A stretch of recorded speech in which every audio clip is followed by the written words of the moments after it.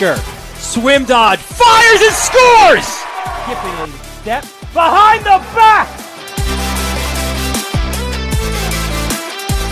Pass, the extra look, and the goal! Shot on goal and good.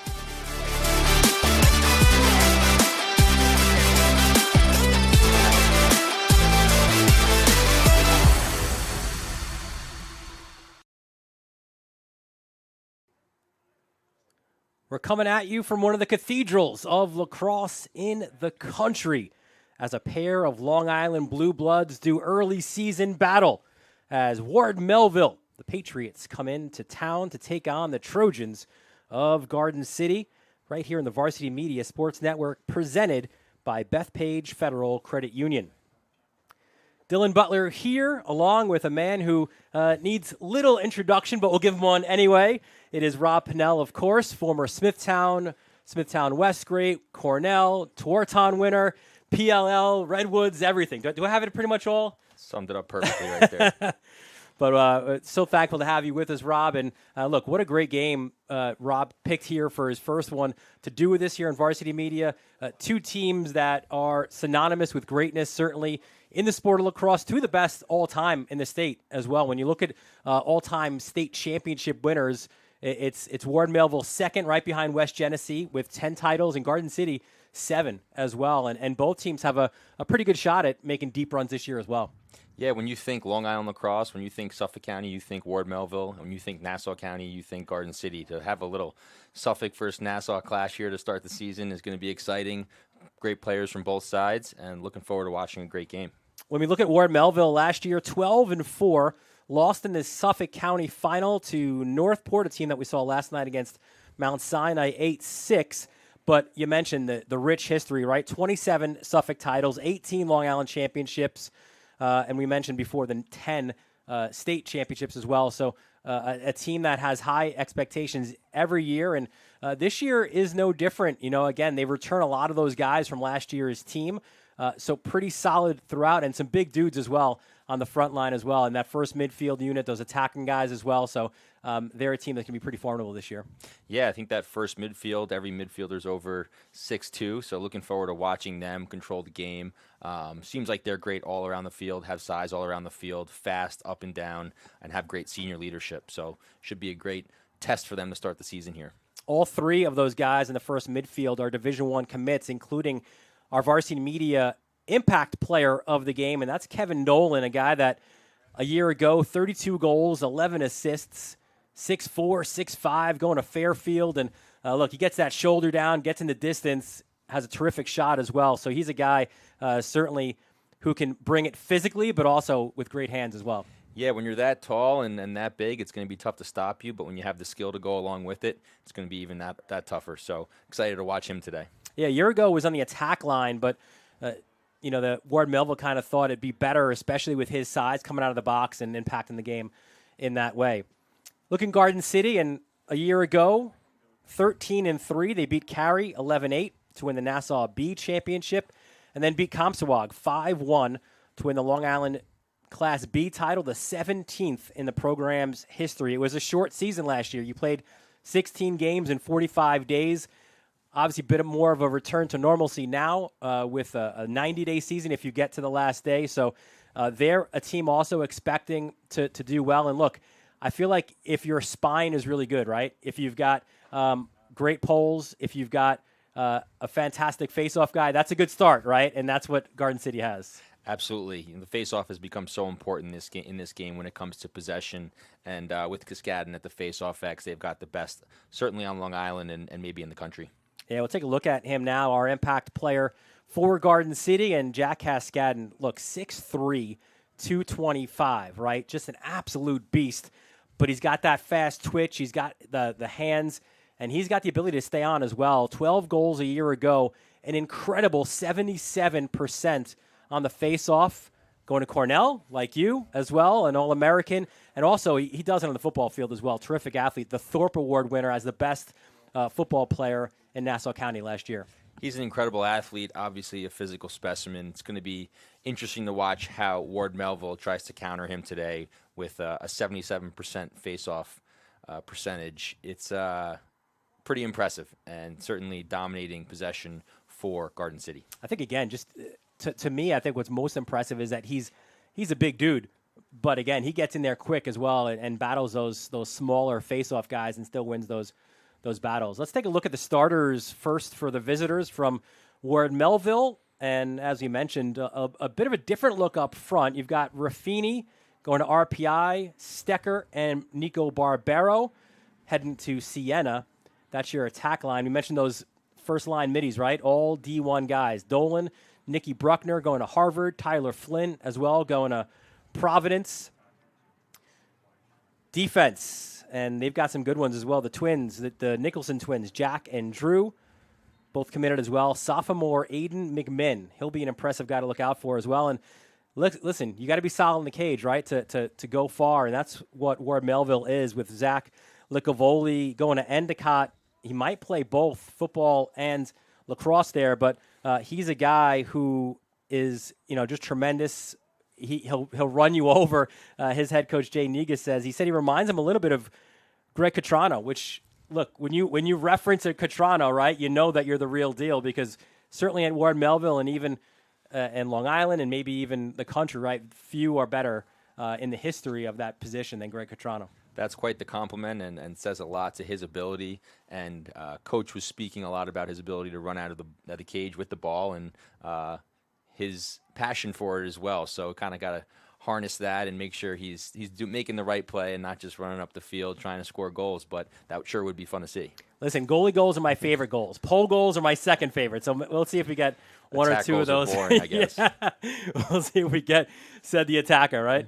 Go to Garden City's lineup now. And again, also a different look there as well. They're kind of figuring out a little bit what they're going to do with the attack. So it's a lot of kind of middies and mixing in and out. Stevie Fennell going to Syracuse, just a junior. Fargione as well as Ottaminelli going to Trinity. That's your attack line. You've got Archer, Schmidt, and Marr, your first middies. Your defense, and again, just tremendous talent here. Tristan Mulaney, a junior, going to Navy. Will Peters, he'll play football at Hamilton. And then Brendan Staub, another Cornell commit, All-American a year ago, Martone Award winner as the best lineman in Nassau County. Cole Weber's another guy we'll see. He'll come in as well, which we thought we might not. He's been banged up a little bit. Going to Virginia, we'll see him as well. The goaltending position, it'll be a little bit by committee this year until someone kind of becomes the one. But for today, it's going to be Patrick Blum, Jr., going to Lafayette. Head coaches, we mentioned before, Jay Negus for Ward Melville. In his 9th season, a Ward Melville grad of 1995, Chris Muscarella, Chris Murphy, his assistant coaches, and the head coach for Garden City, of course, Steve Fennell, in his 16th season out of Garden City, 1991. So both guys coaching their alma maters makes it a little more special. It does, and I'm sure it was in their thought growing up, being a coach and to coach at the high school that you went to and feel so strongly about, I'm sure is a little extra motivation each game day. Listen, you were from one of the more special towns as well, of coming out of Smithtown and just the lacrosse mentality, right, growing up in these two towns as well, right, 3 villages out in Ward Melville and, of course, Garden City. It is ingrained when you're young to come up and play lacrosse, and that's one of the reasons why these two have two of the best in the state. Absolutely. Growing up, lacrosse stick is put in your hand in these towns. They have 2 of the greatest youth programs on Long Island, which is why their high school programs have been so strong and historically 2 of the best on Long Island year after year. Sometimes it's in your crib as well.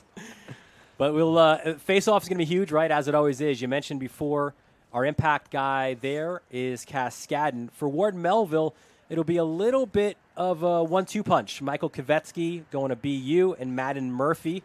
Kvetsky the junior, Murphy the sophomore. It'll be intriguing to see sort of how that works out, right? If one of them gets hot, stays on, or they're just going to go every other one. They did rotate last year as well, those 2 guys. One guy we didn't mention just because of our starting lineup graphic, but he'll play a huge impact for Ward Melville, and he wears that special number 44. It's Frankie Carroll, senior, going to Providence.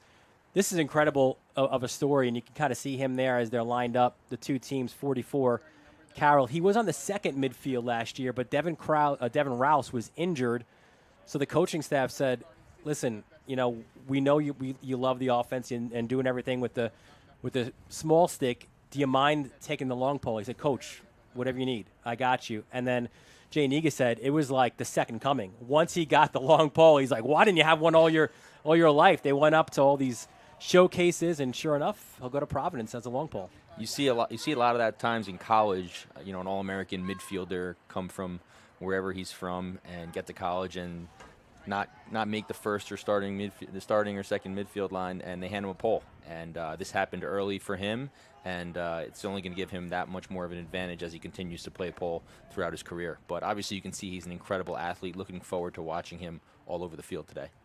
So here we go with face-off, and already it looks like a little bit of a different. We thought it would be Kvetsky leading it off, but it'll be Madden Murphy, the sophomore, against Cascade. And you can see the brace, that injury that he suffered during the football season, and ended up the season kind of being like an assistant coach for football, and what a year they had. And we'll talk more about that synergy with the football programs, and especially here at Garden City. Just about set for this first face-off. And a little bit early there for Murphy, so Cascadin kind of pumped, gets the win, and now Garden City's on the attack. A little excited there to start the season, obviously Melville knowing who they're going against at the face-off X, trying to get that jump. Now, Cascadin, in previous times, I think when he's a full go, a lot of times you'll see him stay on, but I think early on especially, I think they want to be a little bit more cautious with him, so he might be more of that Fogo at the very beginning of the season, and we'll see, obviously, if he's got the green light, though. If he wins it clean and goes, he can keep going for sure. So Garden City, always a patient set. There you see Schmidt, 16, the quarterback of the football team. Marr, they work it around far side.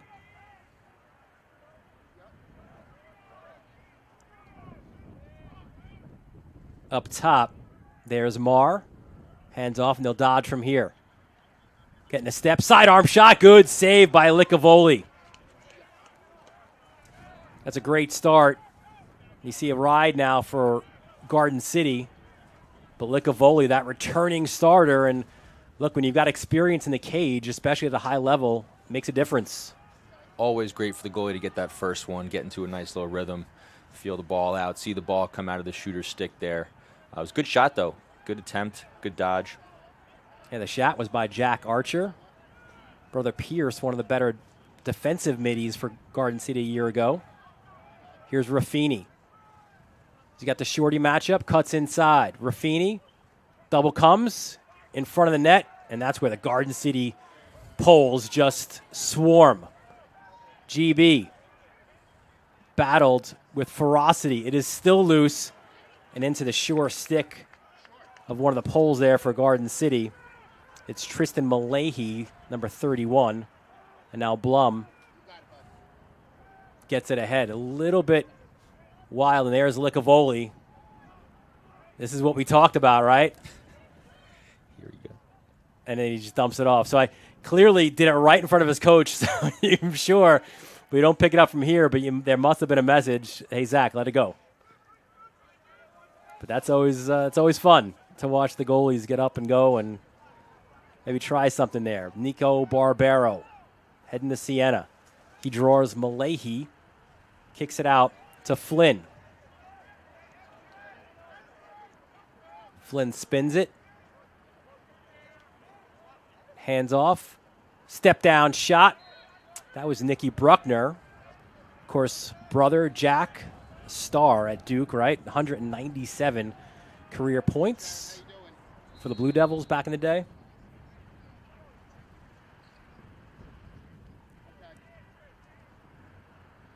Work a little two-man game now behind the cage. Barbero kicks it out. Bruckner hands off. Back to X. Swim. And again, these poles, just so difficult. Dolan loses it.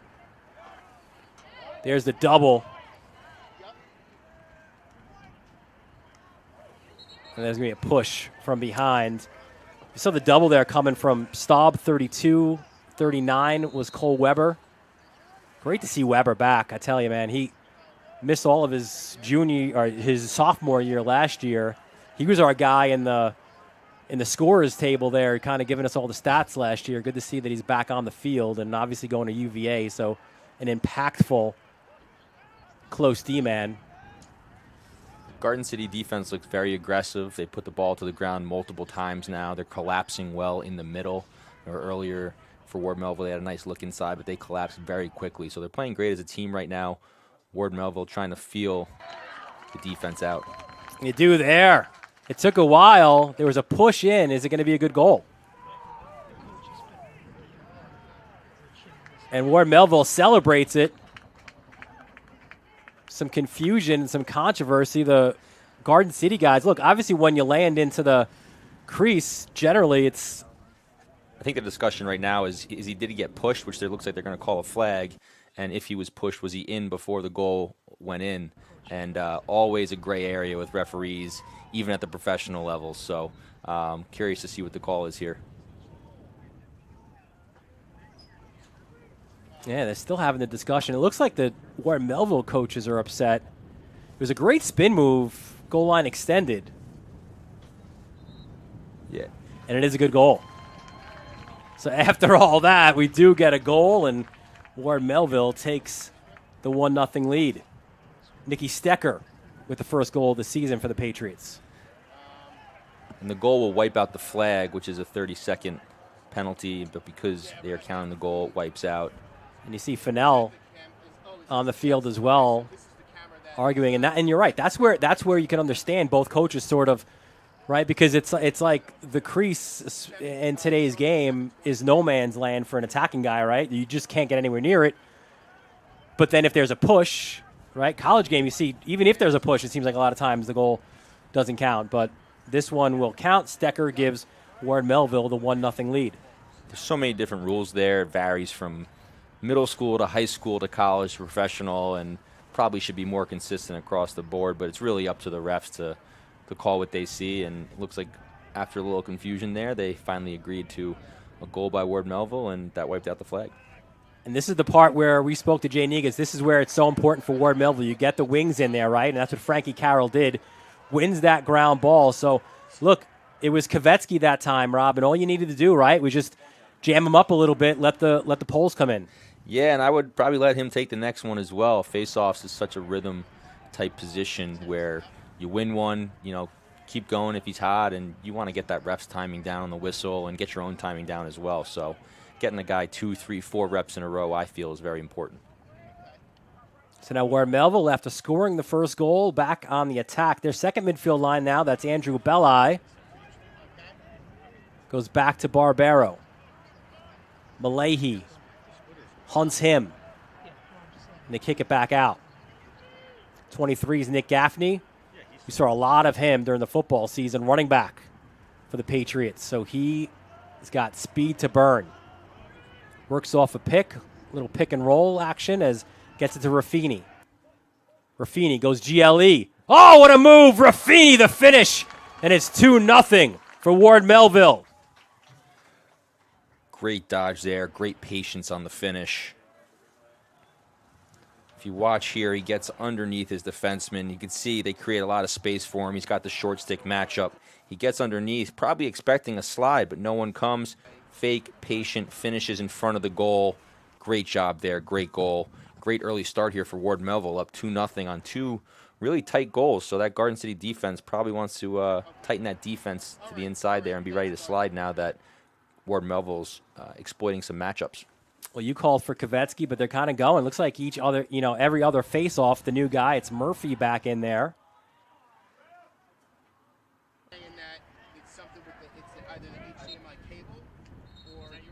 Clamp gets down, and it will be possession for Garden City. Cascadon gets the win. So let's see how the Trojans respond here after conceding a pair of goals. Ward Melville did a great job of really feeling out the Garden City defense there on back-to-back possessions, moving the ball around, letting guys get touches. Ward Melville on their first possession was kind of just dodge and shot. See if they change it up here. There you go. Dodge and shot. Dodge and shot. Stevie Fennell gets his first of the season. That time it worked out well. Great shot, changing planes, high to low in that bottom corner. Looks like he just had a matchup that he liked. Short stick for Fennell, who's obviously a very talented player headed to Syracuse. Quick dodge, no slide. Easy goal for him. He'll do that over and over again if he can. Fennell's a guy last year scored 9 goals and had 3 assists, but he was a sophomore coming up, right? So it took some time. And if you think about it, too, as we've got a stoppage here right now on the field. I don't think a timeout was called. But last year, so Fennell, remember, it's only a 45-day season, right? So he got hot late, and they're going to pick up the flag after the conversation. He scored 5 goals in his last 3 games. So think about the kind of natural progression of a high school season. That's about like early May in a regular season, late April, early May, and that's when you want your guys to get hot, right, heading into June. This was a different situation, obviously. That's the end of the year. So it didn't take him a lot of time. I think he was kind of on pace just because it was a condensed schedule. Absolutely. I think as a sophomore, you're going to need those reps, and for him to start playing that well late in the season is ideal. And obviously, as a junior now, feeling a little more comfortable out there. So Cascadon got the win, but the turnover goes Ward Melville's way, and some physicality that the Trojans like up and down a little bit now. Unsettled situation off of the stick of Licavoli. Garden City does an unbelievable job early on here of really swarming the ball when it's on the ground, putting guys in vulnerable positions, double teams, and getting that ball off the turf. Just have to capitalize on those opportunities a little bit more. Great transition opportunity there. I think Licavoli could play a major role in this one. I know it's like simplifying the game a little bit, right? But that's 2 big saves that he's made. And sometimes that could be the neutralizer when you have a great faceoff guy, right? If you're going to get the possessions, if you make the stops on the other end, it's kind of taking away that possession. Absolutely. He's just building confidence, one more save after the next, and at the same time, those shooters are going to start to second-guess themselves a little bit when normally they may not. Here's Flynn. Goes to X, backs it up now. You got the shorty and Paskowitz, defensive midi. Goes to the crease. And that's where it's been troublesome, I think, early on for Ward Melville, right, Rob? They try to get that pass inside the teeth of the D, but those poles just kind of collapse and cause turnovers. It's the second time they've tried that there. You could see the slide was ready to come to the short stick behind the goal, and they forced it to the inside there when really the pass is probably going to be over the top or through the defense to someone behind for a step down. So see if they can make that adjustment there and see that those guys in the middle aren't so open as they may look. Here's your goal scorer for Garden City, Fennell, hands off. It goes to Marr. And now Fennell. This is what we talked about before, right? Kind of different looks from like an attacking 6. They're not necessarily an attackman strictly. As the slide comes, Fennell gets out of it. It's kind of a bunch of middies, and that one was right into the stick of Licavoli, but kind of middies and attackmen, they could all kind of play both roles. Yeah, Licavoli will take that shot all day. Yeah, saw it right to his stick. Bruckner here taking a hit. Didn't phase him. Great clear by Ward Melville. Here is Bruckner, hands off. Dolan thought about it. Gets it back from Flynn. They'll play catch up top. 3:34 left first quarter. 2-1 in favor of the visitors from Ward Melville. Raffini. He's liked this move all game. Raffini looks like it got a piece. I think Blum got a piece. Battle for it behind the cage. Another GB1, but it's been difficult sledding. You like the ride here from the Patriots, but here comes Garden City. Firing. And that's wide. It was like Staub there. Staub had a few pole goals a year ago, 6 to be exact. Nice little pipeline too, Rob, as well, from Garden City up to Cornell. Right, you've got a couple of guys right now, Bacafola and Kephart. Yeah, 2 guys up there right now, and then obviously Cascadon and Staub heading up there. Coach Fennell and Connor Busick and Jordan Stevens have a great relationship. So nice little pipeline we like to create from Long Island, especially somewhere like Garden City, up to Cornell. The more Long Island players we get, the better. Yeah, and it's programs that I think there's a lot of similarities, right, with a Garden City and a Cornell, and get those hard-working kind of blue-collar guys. Absolutely. Jordan and Connor are great at recruiting the right players that are going to fit our program. Maybe not always the best players. In this case, these two in Cascadon and Staub are obviously incredible talent, but also guys that are going to be able to compete day to day with the team in the weight room, on field, and practice. It's not just about winning games, but being part of our culture. Oh, what a great shot. And we're tied now at 2. You saw the switch of hands and a great finish as well. Was that Archer 8, I think it was? Yeah, yep. Great move here. You see the split into the rollback. It starts by the pass from behind the goal up top. No slide ready to come, short stick. Split, rollback, and he's got a step down there from 10 yards. Great shot, great goal. Archer, the junior. You feel for him as well, and you're super happy that he's out there, right? Had ACL surgery, so he missed the lacrosse season last year. Remember, too, last year, just because of the kind of craziness off of COVID, you played football, and then you went right into lacrosse instead of having that buffer of the winter season. So that was difficult for Archer. He missed his sophomore year, and then he also missed the summer, right? So he's a D1 kid who just hasn't gotten the looks just yet. His knee looked great there. That was really smooth. Really smooth goal there.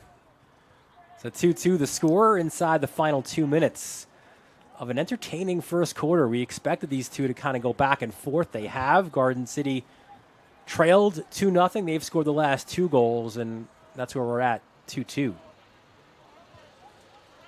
Little chess match, right, between the two early on? I expect this to go on all game long. So far, it looks like they're pretty evenly matched, and depending on how the face-off X goes and how the goalies keep playing, I can imagine this game going back and forth all the way to the end. From Licavoli. Got down low to make another save. I believe that's his 4th of this first quarter. And now Ward Melville looking to get the clear. Instead, it's taken away.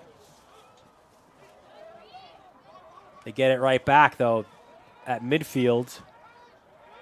And now there's an opportunity for something a little unsettled.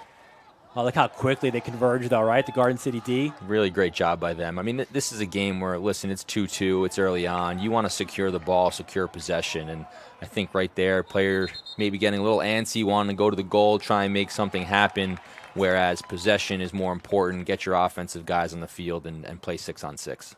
With 41 seconds left, Garden City calls a timeout, clearly. I'm sure setting up this final play here or final look of this first quarter. Been a great one thus far. And listen, if you want to bring your game to life, it's the Varsity Media Sportscast is the answer. We got announcers, multiple cameras, instant replays, graphics. You got a rivalry game, maybe senior day. Look, any general promotion of your team, we've got you. Contact us to book a Sportscast, 516-403-2050, or visit varsitymedia.net. Dylan Butler, Rob Pinnell here with you at Garden City. First game of the season last night out at Mount Sinai, and Joey Spallina and his brothers, all those Spallinas running around doing a great job, and big win for them, 12-4 over Northport. Those were 2 defending Long Island champions, so an early season statement made by Mount Sinai, first broadcast we had as well on the Varsity Media Sports Network. Yeah, Joey Spallina leading the way for Mount Sinai. 6 goals and 2 assists. A quiet 8 points for him to start the season. I'm sure he'll have many more of those performances. But I was a little surprised watching the game, knowing Northport with their success last season and Mount Sinai's success. I thought it would be a little bit tighter, but Mount Sinai just seemed a little more ready last night than Northport did. We go 3 days in a row here at Varsity Media. So we got this one tomorrow. We've got Southside and Syosset, the Braves defending Class A champions in Nassau County. Got that game for you right here on the Varsity Media Sports Network. You want to click that subscribe button as well to get all our schedules and all our notifications. A lot of games coming up. It's great that we're kind of that back to normalcy with lacrosse, high school lacrosse. You got these great matchups that we didn't see last year.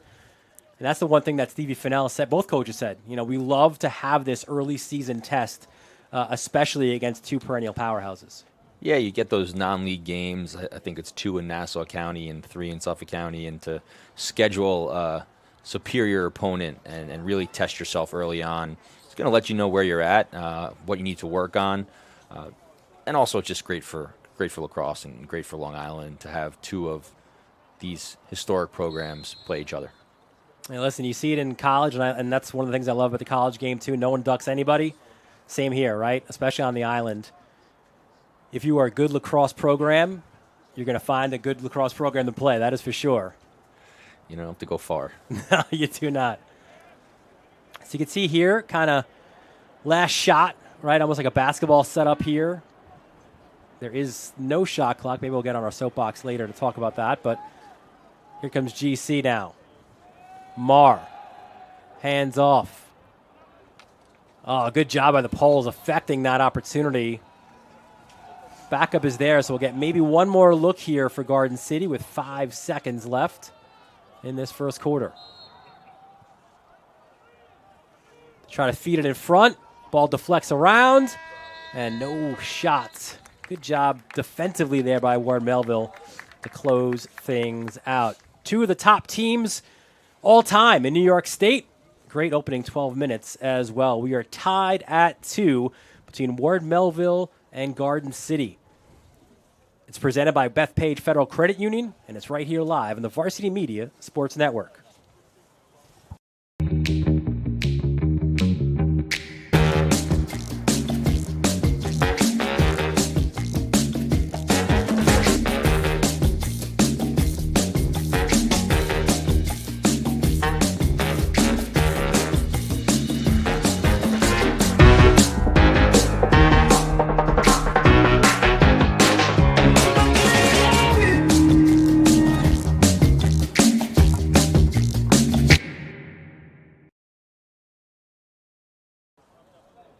Welcome back to Garden City. Dylan Butler, Rob Pennell here. 2-2 after one.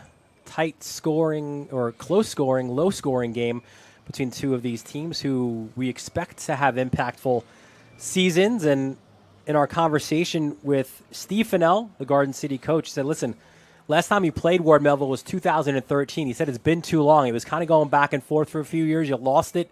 As you said, you've got few opportunities to play a non-league game, right? And he said probably one of the first phone calls when he got the job as the head coach was to Coach Hoppy. Mike Hoppy, of course, former head coach, longtime head coach at Ward Melville, to get this going, right? And we said it before, when you think of the all-time great programs, West Genesee, Ward Melville, Garden City, Yorktown. So it was a great thing to get it started, and it's kind of great that it's back. You hope maybe it can be an every-year thing. It's tough, like you said, because Ward Melville, you only have 2 non-league games. Garden City's got only 3, so it's difficult. You kind of wish maybe both counties would open it up a little bit more and have more opportunities to play, especially when you have the high-end lacrosse that you do on Long Island.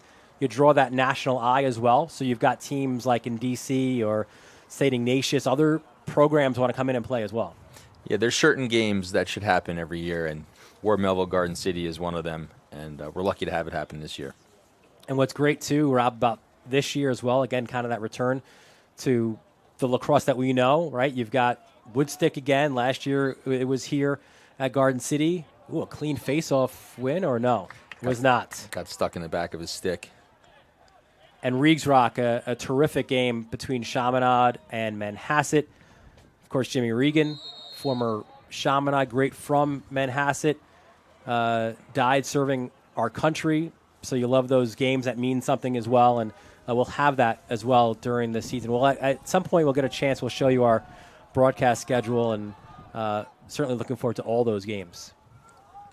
So Garden City on attack, looking to take their first lead. Ward Melville jumped out to a 2-0 lead.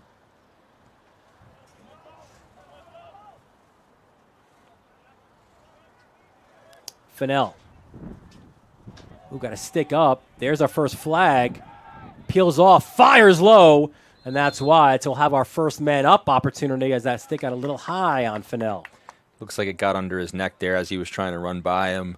Good call by the ref there. Seeing our first man-up opportunity of the game today. Yeah. Yeah, it's been a physical but clean game to this point, certainly. So it's a 30-second man-up chance. Fennell did a great job of running through the stick there, which really caused the penalty. Some players would roll away or shy back, and maybe the ref wouldn't call it, but he ran through it, created a scoring opportunity, and drew the flag.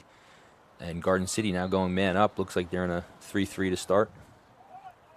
McKenna hands off. Runs through now. Fennell at X. Quick movement. Spinning. Fennell. Slide came well. Goes across the goal. Step down shot. Oh, Licavoli, another save.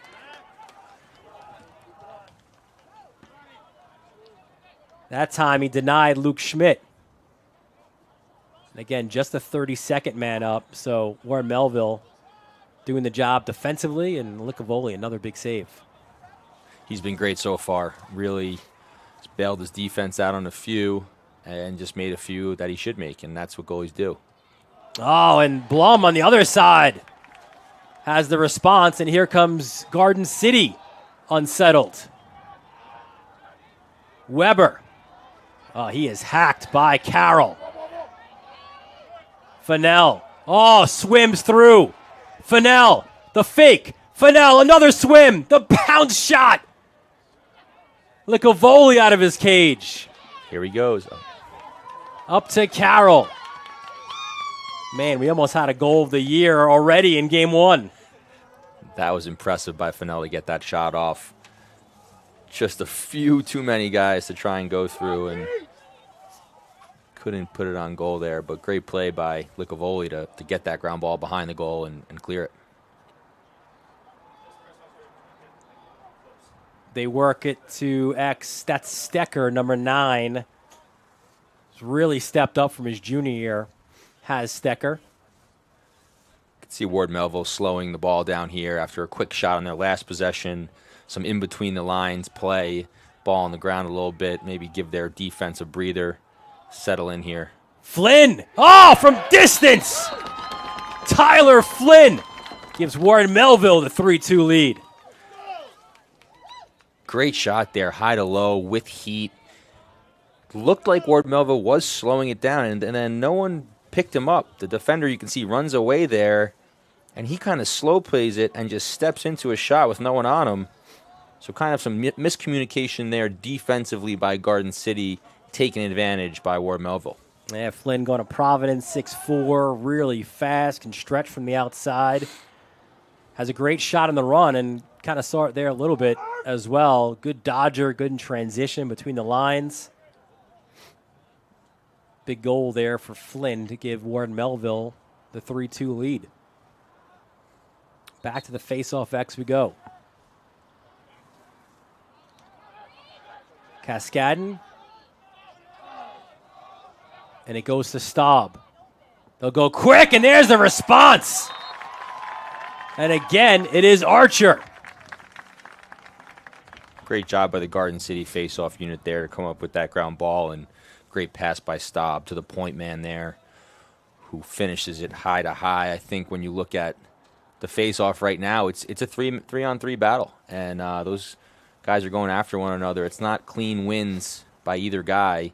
It's a unit right now that's winning these face-offs. Staub gets the assist. Archer's second goal. Tied again at 3. We were tied at 2, and now we're tied at 3. And you wonder too, Rob, just you see the brace obviously on Cascadin's right knee. How much is that? Of course, I say that as he wins that one clean, but perhaps not quite, right? 100% right now. Yeah, if the game stays close like it is, he's going to be out there taking it. So we'll see if over the course of the game that wears on him a little bit, maybe his speed and strength. But that was a nice, easy win for him there. That might have been the easiest of the game, besides the first one. So Archer, hands off. He's had a great first half, has Jack Archer. We mentioned as well, right? Remarkable to think, Rob, he had that ACL surgery, right? And he was back on the football field this fall after 4.5 months. To the crease. Oh, the one-handed opportunity by Adamanelli. Backup was there. We're seeing that kind of look a little more, even in the, especially I think in the PLL game, and there's a one-handed assist and the finish, and Garden City takes the lead. Autumnelli went back to two hands on that one, and that was a surest thing in the back of the net. Got a second opportunity there after missing that one-handed goal. But great feed behind here. Nice quick lever pass, as we call it. Great catch and finish. Nice off-ball play there.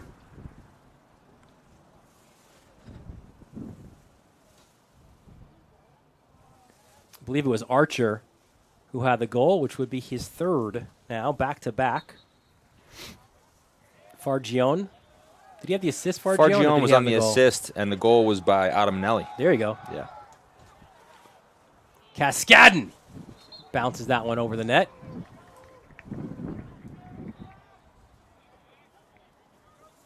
So back-to-back for GC. They've taken the lead 4-3.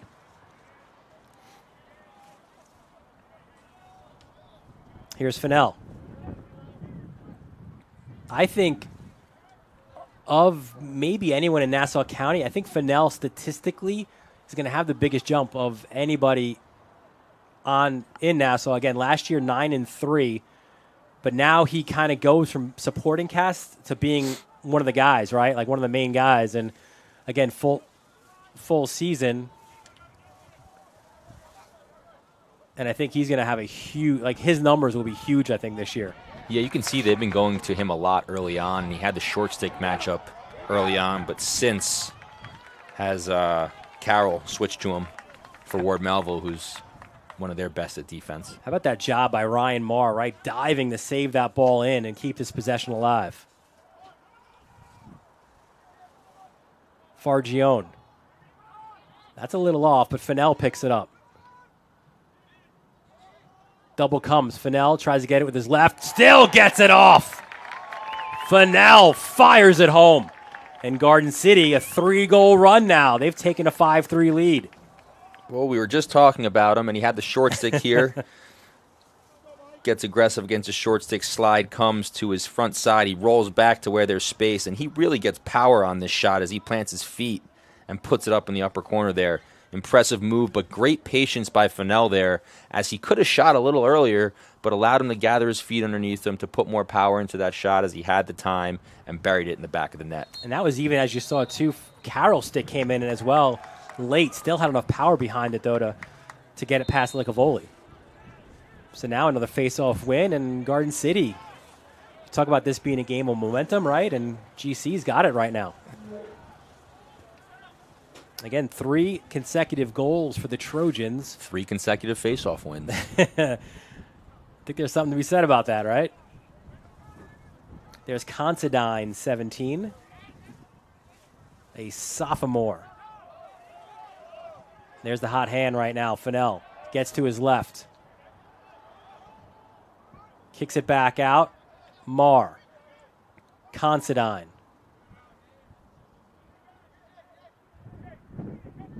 There's Schmidt, quarterback of the football team for 3 years. He'll quarterback from X. Fargione. Fargione tries to dump it in front. Autumnelli got eaten up. Still finds a way to get it in the net. I thought, Rob, he was eaten up there, but Autumnelli with a second life and the finish. Great defensive play by Bruckner. A great approach, and he got him, and Autumnelli just was able to get up and get around him, and such a quick release here on this shot. Great approach by Bruckner. Autumnelli gets up quick and just steps around him. Quick release, and had some power behind it to a great spot. Hip, stick side, but to the far pipe. Garden City looking good here in the second quarter. Second goal of this quarter by Autumnelli, the Trinity commit. Big year for him this year, kind of filling that role that we saw Ryan Connolly have a year ago. Trinity's getting a good one there. I love his game so far, Autumnelli. Clean face-off win, and you wonder here if Ward Melville maybe takes a little bit of time now, right? They've been defending for quite a while. That was Murphy with the clean win. Sidearm fired high. Forget taking your time when Tyler Flynn's got the ball. Great pass through the defense here. Flynn found the soft spot in the defense, got himself in the right position. But a great pass here by, I think it was Raffini, through the defense, coming up the left side. You could see that step down. Flynn's second goal. Certainly has a lot do, right? Has lacrosse in his family. Brothers Luke at Cortland, Zach at Oneonta. They both played for Ward Melville. Dad Rich played at Ohio Wesleyan and with the New York Saints as well. And a timely goal by Ward Melville after letting up 3 in a row there. Really important to stop that momentum from Garden City with one of their own. And they got the ball back here. Yeah, there's Nicky Bruckner. Dolan. Back to Bruckner. And there's Flynn. Dolan lowers the shoulder. Dolan goes high. Got right by Fennell. Those are two big dudes, but Dolan with the finish. Just great strength here with the short stick matchup. Great ball movement from midfielder to midfielder to midfielder and attacking the backside here. He's got space, and he just puts his front shoulder into him, climbs on the hashes, and puts it high to high. Tough angle there. Really great shot there by Dolan. Listen, Dolan in the fall is a two-way lineman, right? So he's a big dude on the line. We saw him also throw a pretty impressive touchdown pass in a playoff game as well, which he continues to remind head coach Jay Negus about from time to time. Probably not too many short stick defensive midfielders wanting to get in the way of a two-way lineman. So discussion with the officials. And Garden City will start from there.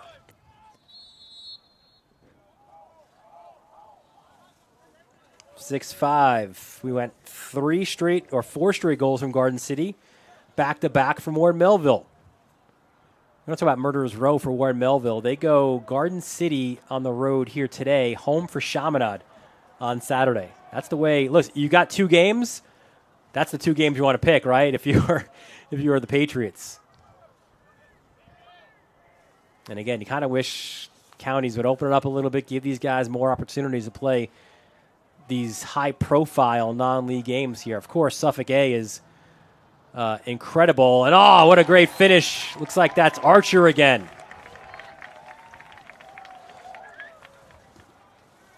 Very smooth here on the wing as Archer takes the ball, and really just a nice little face dodge to the inside to get to his right hand. Brings it back inside to increase his angle and puts it to that far side. You can see when he shoots at it, he kind of dips his front left shoulder to get the goalie to go low a little bit and beats him back up high to that far stick side. Great goal there. And Garden City answered Ward Melville's 2 goals in a row with one of their own. Mistakenly gave him a hat trick earlier, but he'll take it now. 7-5 the lead for Garden City. Us goal scorers will take a hat trick at any time. You've had a few, I'm sure.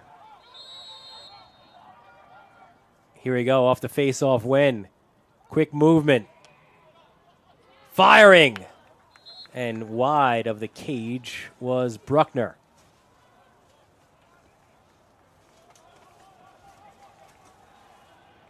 Of course, this guy's senior year scores had 130 points.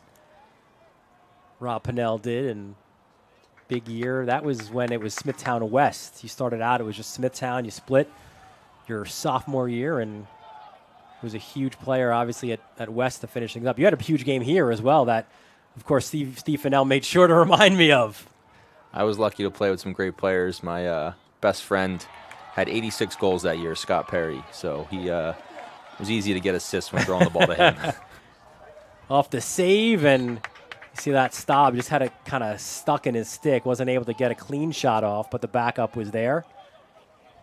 Yeah, when I said to Fennell that we've got Pinnell on the call here with me, he said, listen, make sure he doesn't bring his stick, because last time he did here, there was trouble, right? Garden City, nationally ranked, and you guys gave it to him pretty good early in the season. Yeah, I think they were the #1 team in the country, which for us was exciting. You know, we had a lot of talent and didn't think anybody knew about us. And we came in here, and I think it was a 13-4, 13-5 win for us in Garden City. First time I've ever played here. Great atmosphere, beautiful day. One that I'll certainly remember when looking back at high school. Another flag now. It's going to be a man-up opportunity, the second coming up for Garden City. That's McKenna. Harassed, gets it out. Now they'll dodge from the wing there and right into Licavoli's stick. Got a slash. It'll be a 1-minute opportunity for Garden City.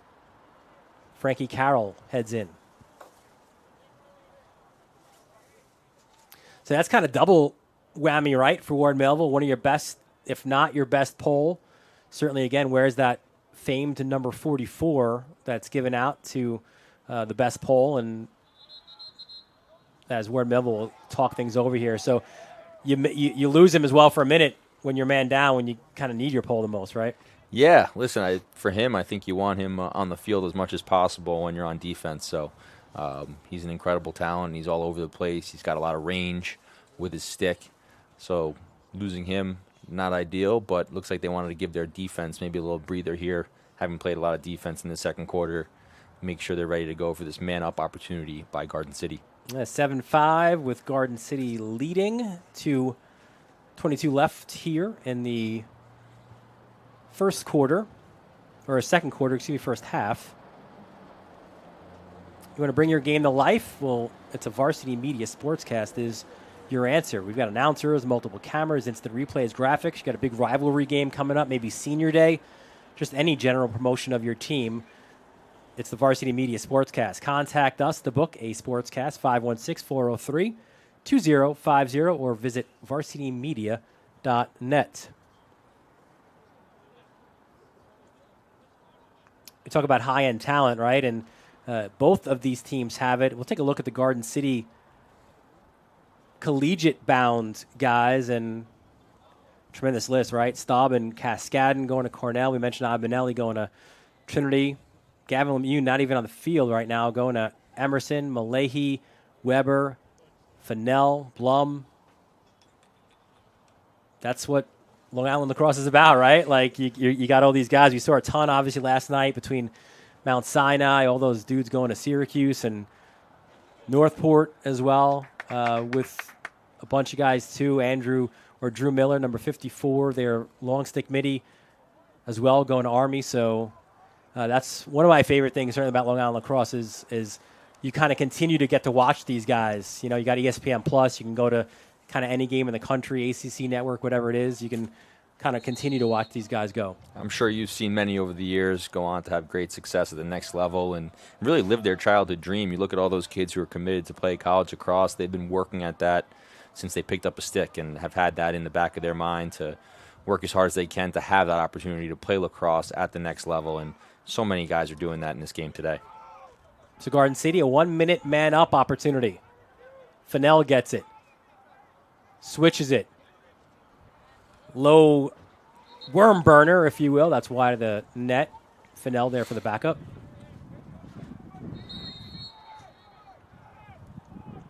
Fennell will operate now from X. Hands off.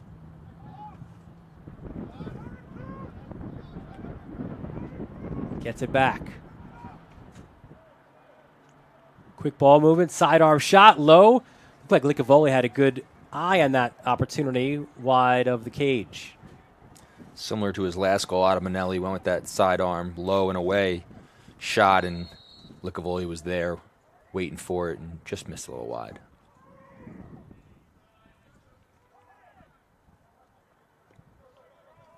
Garden City should have at least another opportunity here. We're even now. Oh, that somehow avoids or eludes Licavoli. That's certainly one he wants back, and Garden City extending the lead 8-5. Well, you miss 100% of the shots you don't take, and this one I think was a little unfortunate for Ward Melville here, as I don't think this quite got to Licavoli initially and hit off a defenseman here. Yep, hit off his feet and trickled into the goal as the defenseman jumped up as he shot and actually deflected the ball and trickled past Licavoli. So unfortunate for Ward Melville there, but Garden City taking advantage of their man-up opportunity to extend their lead 8-5 here at home. And then again, they trailed early 2-0, and then 3-2, and have taken an 8-5 lead. Did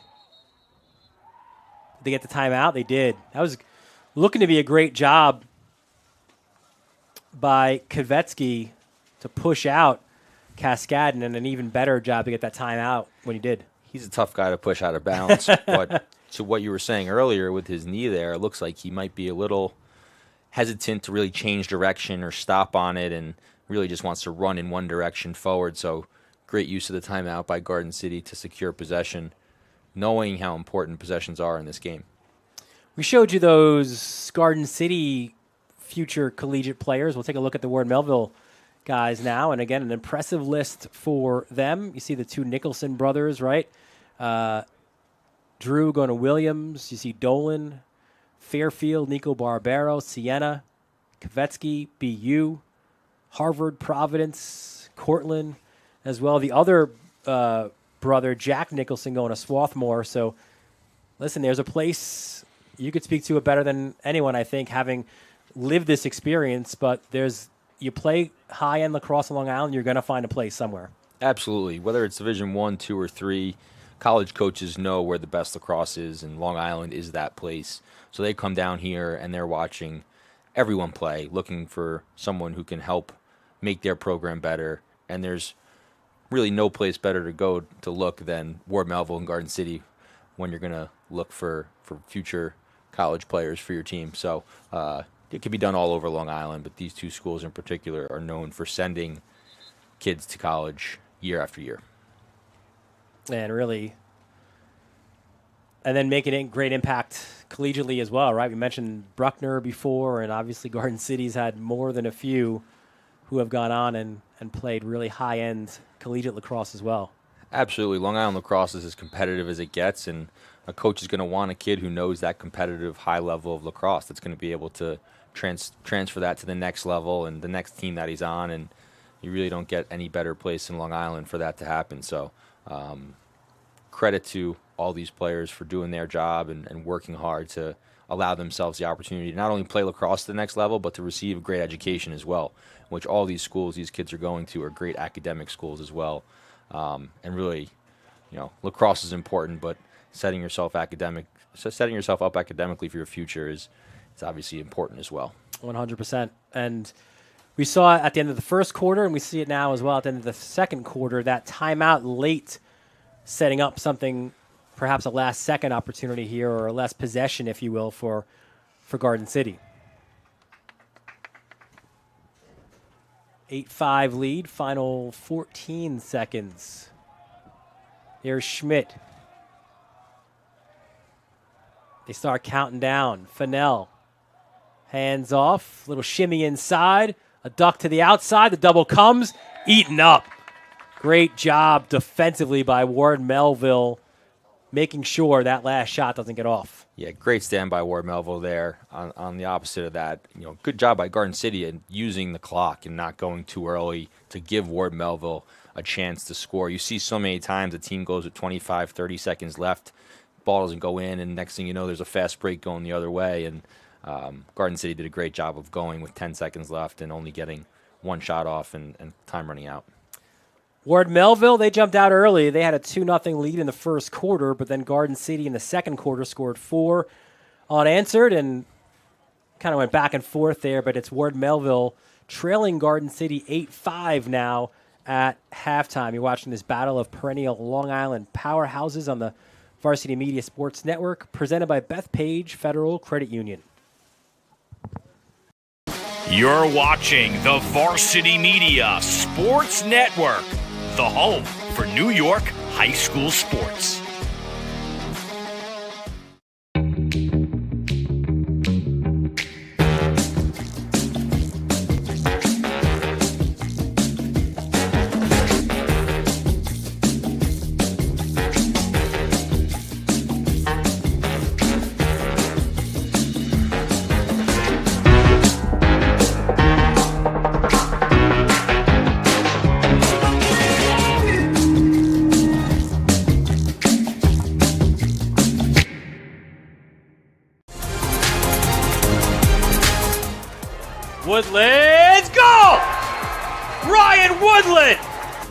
Behind the back shot for Connolly, and that one is true to form.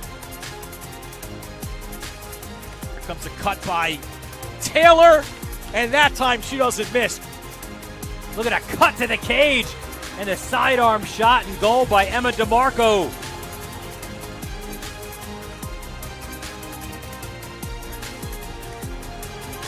Looking up top again, Lachinsky seeing it all the way to the save, rebounded out ahead for Almachi. Spinning and firing, and what a response there.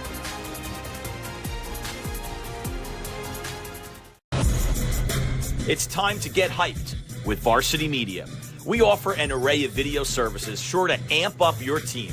From staged preseason hype videos with custom lighting and smoke machines to sideline highlights of a big game. How can your team stand out from the crowd? Contact Varsity Media today and let us tailor something your squad will never forget. These are the best times of your life. Capture them in the most creative ways possible with the sports leader, Varsity Media. Varsity Media is the tri-state area sports leader. We offer an array of services for any team, coach, player, athletic director, and parent. From game film to live streaming, we are available to cover your event anytime, any place. Looking for an enhanced experience? How about a professional broadcast with multiple camera angles, announcers, graphics, and instant replay? Need a highlight reel? We produce individual highlights for college recruiting and team highlight videos for end-of-season banquets. And when it comes to social media, nobody has you covered better than us. Hype videos, sideline highlights. We can tailor custom videos to make your team stand out on Facebook, Instagram, and Twitter. Why waste your time dealing with anyone else? When it comes to sports video, Varsity Media stands alone. Contact us at 516-403-2050 or online at varsitymedia.net. Parents and athletes, why leave your college career in the hands of amateurs? Varsity Media produces professional college recruiting videos that you can use to help land a spot on the team. Our highlight reels have proven to save thousands of dollars in college tuition.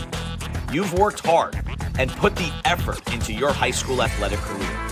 Don't take any chances when it comes to your future. Varsity Media has been producing college recruiting videos since 2010. We understand what college coaches are looking for, and our attention to detail on your highlights will separate your resume from others. Stand out from the crowd. We'll help showcase your talents. Contact Varsity Media today and order a college recruiting video.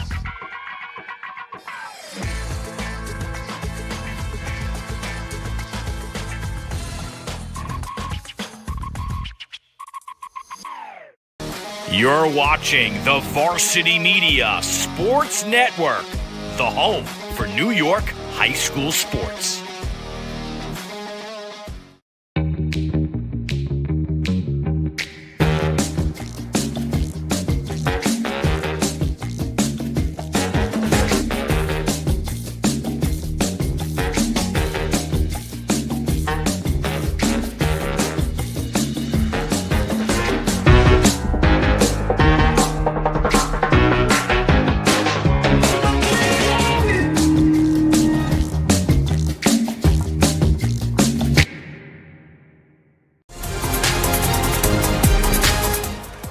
Woodland's goal!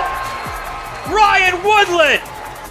Behind the back shot for Connolly, and that one is true to form. Here comes a cut by Taylor, and that time she doesn't miss. Look at that cut to the cage, and a sidearm shot and goal by Emma DeMarco.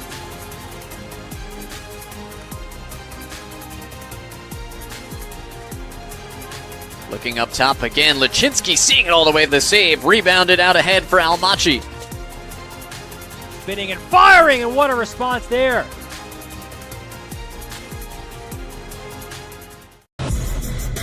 It's time to get hyped with Varsity Media.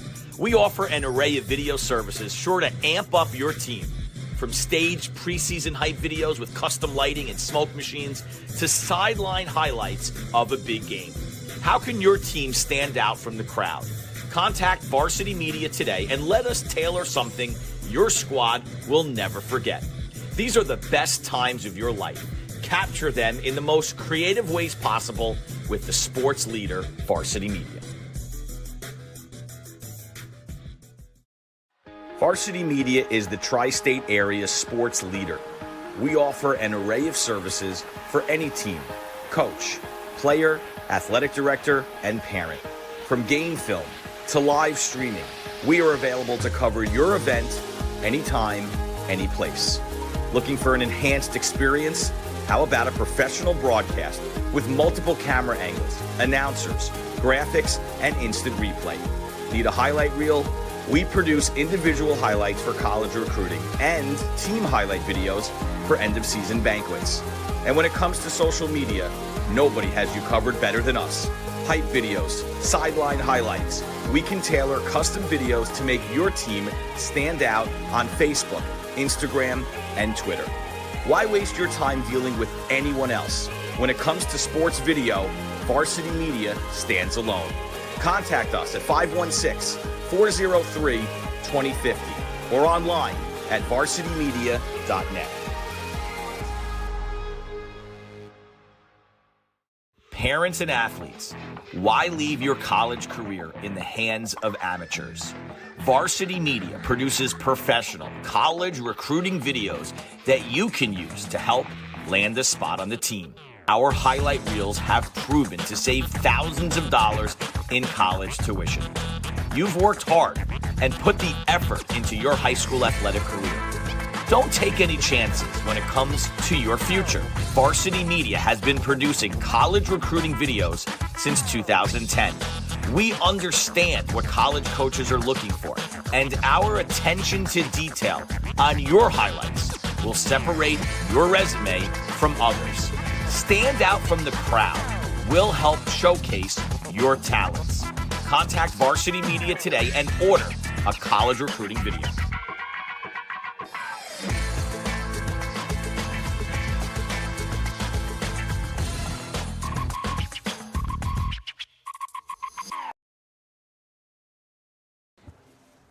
Welcome back to Garden City, second half. A few minutes away here. It's Dylan Butler, Rob Pennell here. Fantastic first half, I thought. You know, we always see the ebbs and flows of a game, right? And we saw that as well, where Ward Melville had that early punch, and that 4-goal run was kind of sustained by Garden City, where they now have a 3-goal lead hanging in the second half. Yeah, I think each team was able to answer the other team's momentum, right? Where Melville early on was answered by Garden City, and then Garden City went on a little bit of a run there to go up 6-3, which was quickly answered by Ward Melville. So we'll see how it goes in the second half here. Once again, I'll be looking at goaltending and the face-offs to see how this game's going to play out. Well, we got those stats to back up that question, right? And we'll show you some of those right now. Look at the saves right there, where Licavoli, he's been the busier of the two goaltenders with 8 early and Blum with 3. But you see the face-off battle there, 11-4 in favor of Garden City. So that's, you know, kind of that's why I think you see it again, a close game, right? Where Licavoli's making some great saves and Cascadin, especially there in that second quarter, got into that rhythm, and Garden City was able to kind of get going, led by Archer with 3 goals, Fennell with 2 and 1 as well. Blum, on the other hand, had 3 saves. Yeah, I'd be interested to see if Ward Melville does anything at the face-off X aside from their 2 guys. Maybe putting Carroll in there and letting him mix it up with Cascadin a little bit, pressure him a little bit when he does pick the ball up with the pole. But once again, also seeing if Licavoli can keep up that performance in the first half to keep it tight here for Ward Melville, as Garden City certainly has been dominating possessions.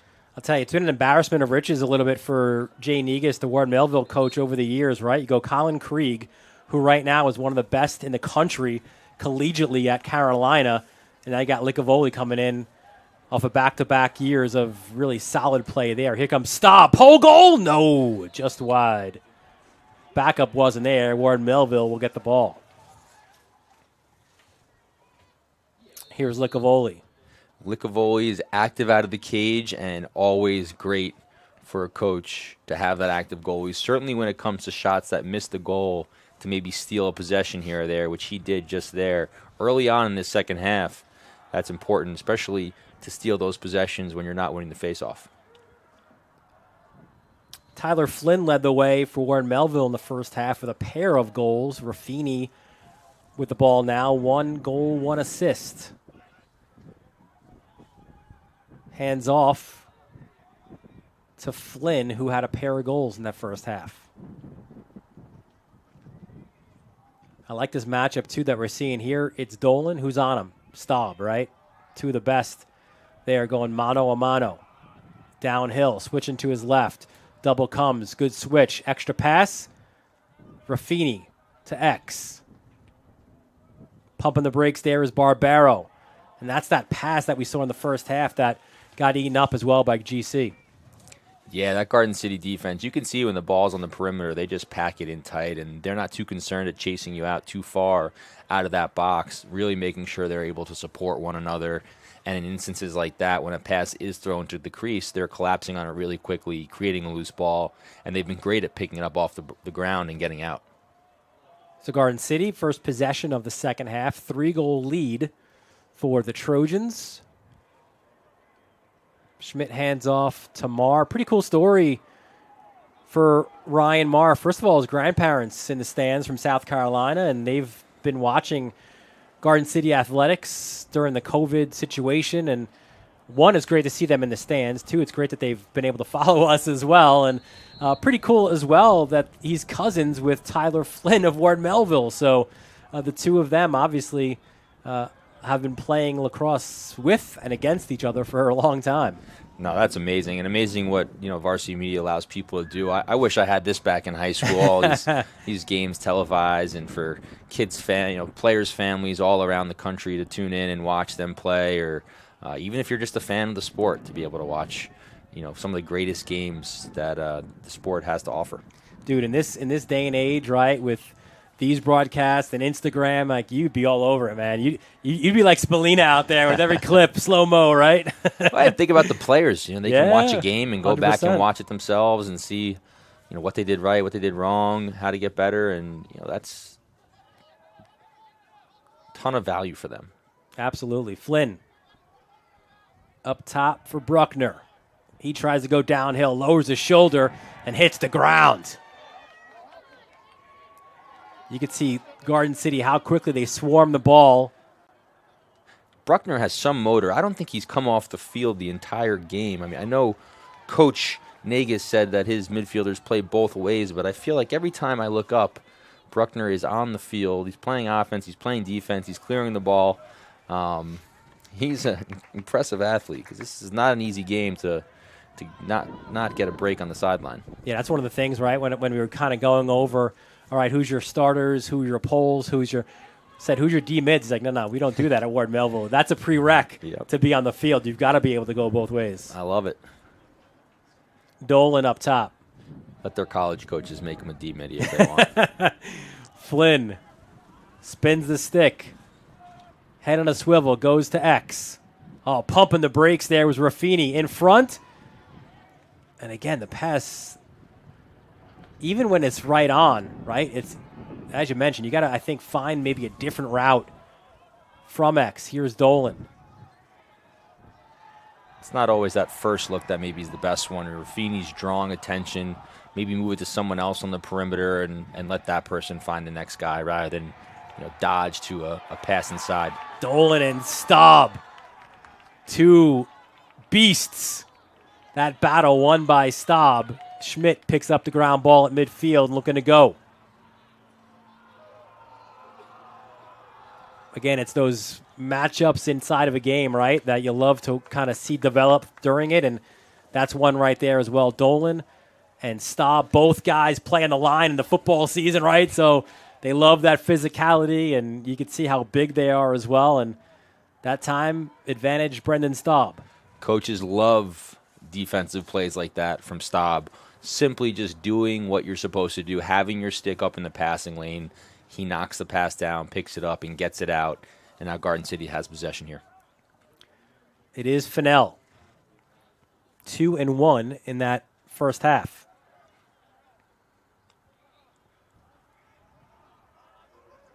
He now looks to go downhill. Slide comes. They'll work it to X, where Fargione is, another guy coming off a great football season. Hard not to at Garden City when you go 12-0 and win the Rutgers Cup. And one thing that's, I think, great about Garden City traditionally, and it is true this year as well, a lot of these guys are lacrosse guys playing football, but in the fall, in those months, you are a football player. And all those guys take it super seriously.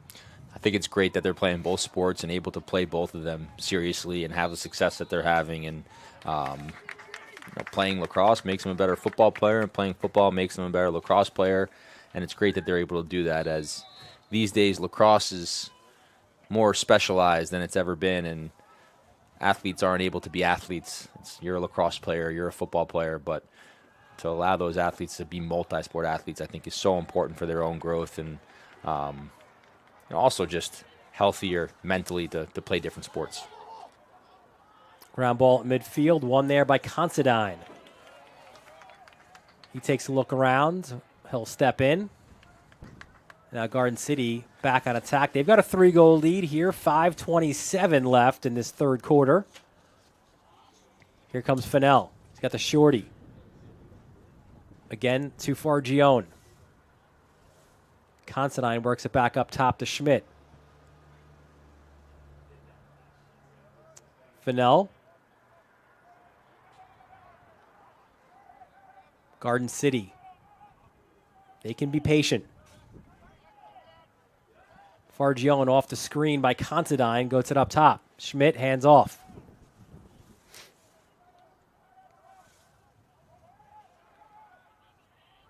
Fennell gets it there. Up to Fargione. No attempts yet at the cage, and you wonder, we see a stall warning. We haven't seen one yet. There's an opportunity. That one deflects out, and it will stay with Garden City. Garden City has a 3-goal lead here. You can see their pace has kind of changed. They're starting to wear down that Ward Melville defense a little bit. They seem to be attacking with Fennell and Ottamanelli on that, top right wing or that left spot behind, trying to get a little pass down, pick down going. But they're certainly being more patient than they've been the entire game here on offense. Fennell. Something to be said, too, I think, when you are a coach's son, right? And that's what Fennell is. Spins inside and backs it back out.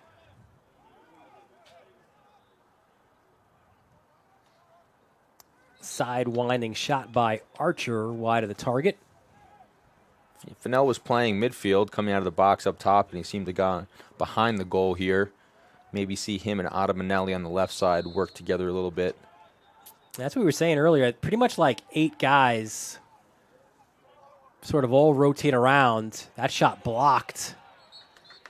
I tell you, talk about giving up your body, right? And then you dive in and make sure that you win the possession. Those are the plays that win games right there. Blocking the shot, laying out for it on the sideline to make sure that's going up Ward Melville ball. That was Jack Nicholson, 18, sacrifices body there as Ward Melville gets on the attack. It's been a while since they've had the ball. They're down 3, final 3:29 of this third quarter. It's game number 1 on the season for both of these two teams. Game number 2 for us on the Varsity Media Sports Network. Thanks for joining us here this afternoon from Garden City.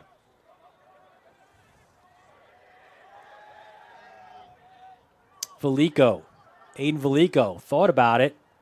Hands off. They'll dodge. Split defenders. And there's a goal. Bruckner. Great goal. Velico drew attention on the left wing here. Hit Bruckner, who already had some speed coming into that dodge and was able to just run through his defenseman's stick and finish high to low. Nice bounce shot. You can see he catches this and runs through the defenseman's stick, the weakest point of his body, and finishes, takes a hit.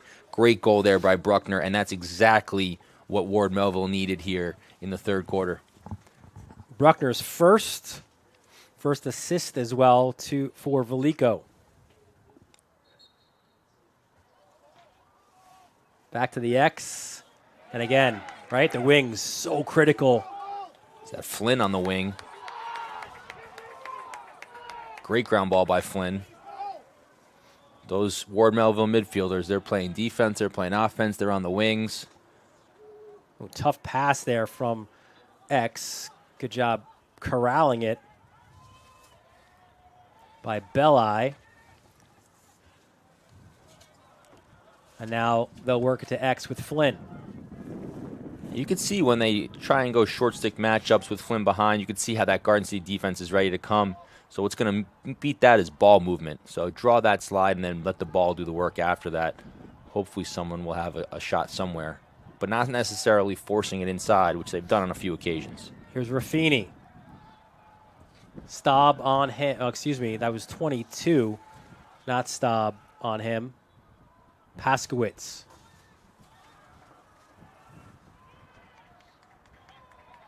Barbero was in the midfield a year ago. Now he's up top.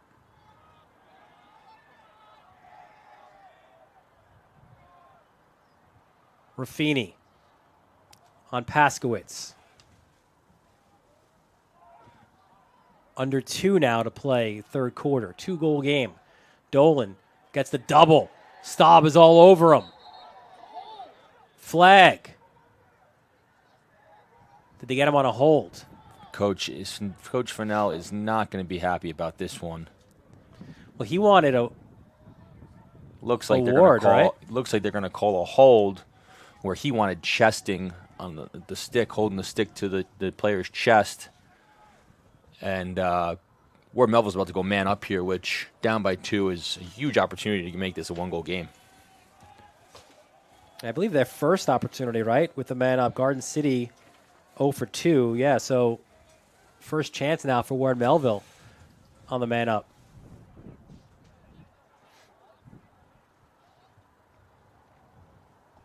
.130 left. Like when it's a nice even time, you could see the countdown pretty easily, right? When it's an even number like that.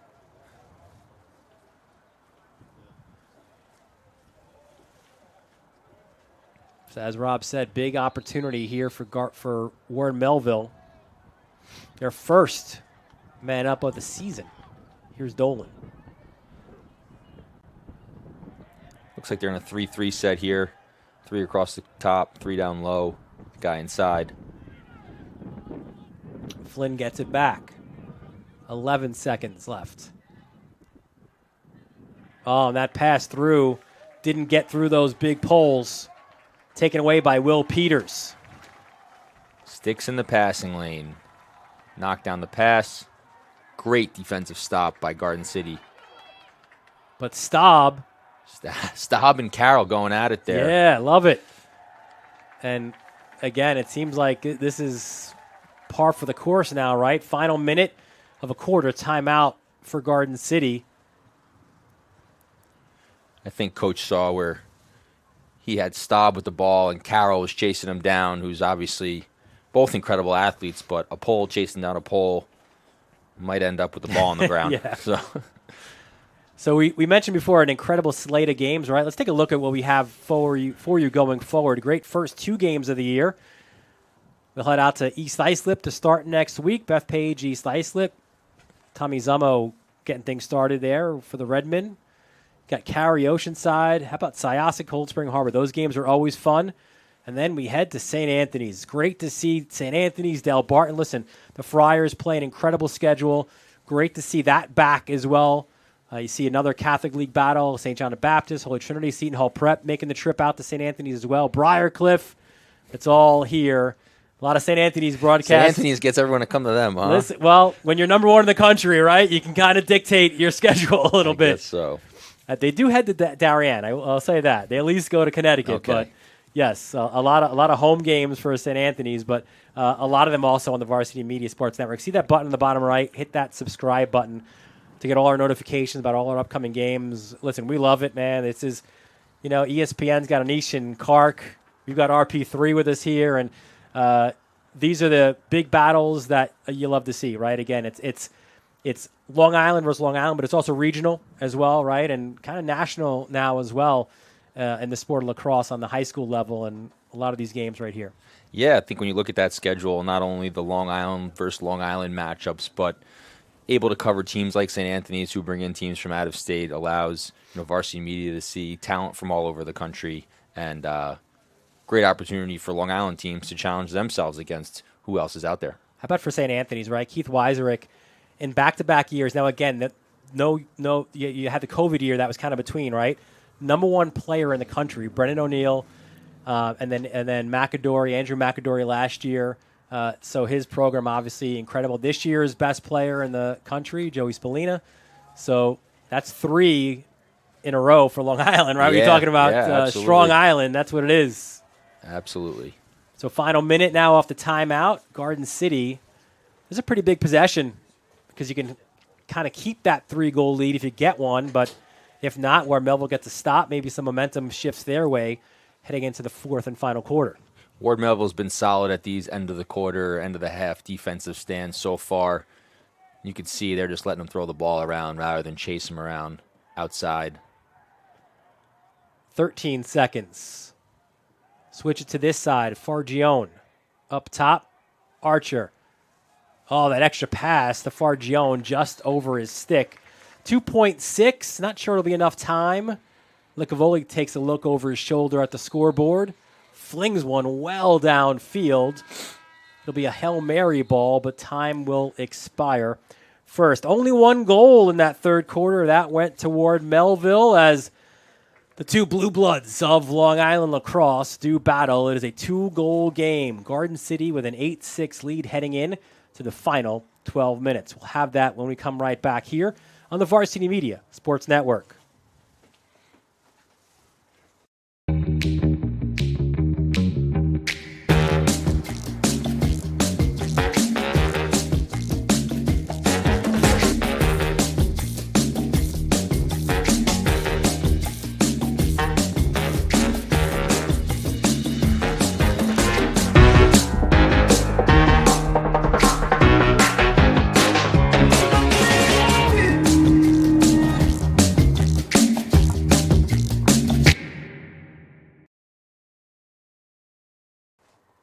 Welcome back to Garden City.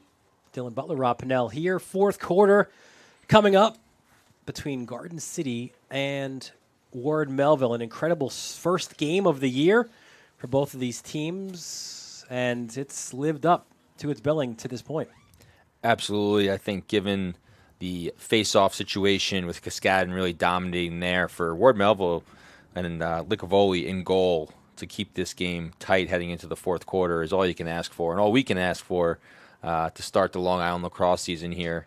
And we'll see if Ward Melville can continue their strong second half so far, outscoring Garden City 1-0 in the third quarter there. You see their upcoming schedule. Chaminade at home Saturday afternoon at Walt Whitman. Sachem East should be pretty good, as will Sachem North. The 2 Sachems pretty good this year. It's going to be difficult. We heard Larry Cerese kind of talk about it, and Jay Negus as well. The Northport coach and the Ward Melville coach. Suffolk A is a bear, man. It's like the ACC or the Big Ten, if you will, right? Like every game you play is so difficult. Maybe like a Bayshore could be kind of that sleeping giant kind of team to look out for. But it's the Ward Melvilles, Northport, Smithtown, East as well, right? West making the move down to 2, which also right. West beat East yesterday. All right, said the former West graduate. And that's developed into a fun rivalry when the 2 teams split as well. So they've had some great games over the years. But now West in 2, right? That opens things up a little bit. You got Mount Sinai and Shoreham Wading River every year as well, a team to look out for. So, look, it's going to be super fun in Suffolk as well as Nassau County. Nassau A, a little bit open. Farmingdale, the top seed there. Syosset, Massapequa, always a team to look out for. Manhasset in the C with Cold Spring Harbor. We can go on and on. Just incredible talent. That was a face-off win. Carroll gets it back. And now Ward Melville starts the fourth quarter with the ball down 2. Out of the box. Kitevsky with the cleanest win of the game there for Ward Melville at the face-off X. Dolan hobbled a little bit there. He's still feeling it. I think he took a shot by the pole there as he came out of the box, limping a little bit through now. We'll keep an eye on that. He's a tough guy, though, so.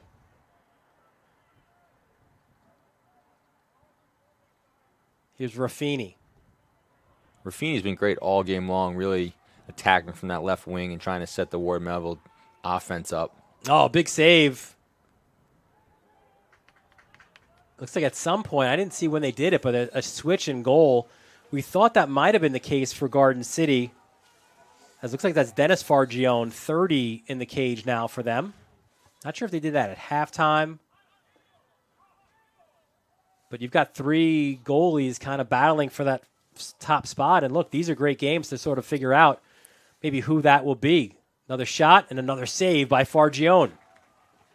So far, so good for Fargione. And it's interesting, too, because you got 3 guys in 3 different years as well, right? You've got the sophomore and Fargione, as now here comes Ward Melville unsettled. Barbaro wants it at the far stick. Step down shot! And a goal for Ward Melville. Tyler Flynn, his 3rd. I think that was actually Bruckner on the goal. Yeah, his 2nd then of the second half. And the play started with Bruckner with this ground ball in the clear. He picks it up and runs the break here, gives it up, stays with the play, and you can tell he wanted this one back, and he was ready to shoot right when he caught it, high to high. And that's what Ward Melville needed. 1-goal game here in the 4th quarter. What more could you ask for? Great start of the lacrosse season. Face-off, clean win. Gets the GB as well. Here he goes, and he finishes! Cascaded! This is the action we love. What an answer by Cascadin there. Pops it forward to himself, takes matters into his own hands, and puts Garden City back up by 2. And you wonder when he pushed it that far ahead if he can pick up that second ground ball, right? But he did. And you see the powerful finish from the powerful young man that is Jack Cascadin.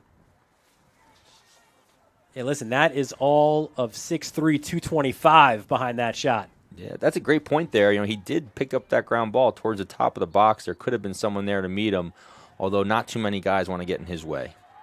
4th quarter is the money quarter, right? And that's where Cascadin looks like he's getting hot. Back-to-back wins for him. 9-7 the lead, and now Garden City can go back on attack.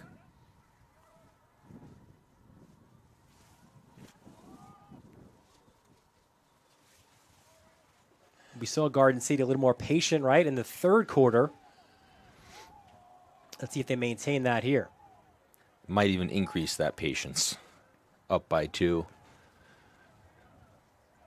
Schmidt hands off to Marr. He'll play catch up top. See Carroll at the top there. He could impact things from a long pole perspective.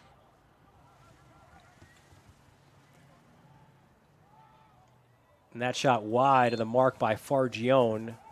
Got hit hard as well by Aiden McMinn, the sophomore pole. And you look at 4, and Rob, you might want to look at that roster again and be like, he's a sophomore? McMinn's a pretty big dude. He does a great job of extending on the defense, McMinn, and extending out to his attackman's hands and getting his stick on the hands as I've watched him all game long. Not only 6-on-6, but on man up, very rangy, gets his stick to great spots. Carroll and Kvetsky, who stayed on there, impacting that turnover. Both teams with 3 turnovers last quarter. And here we go.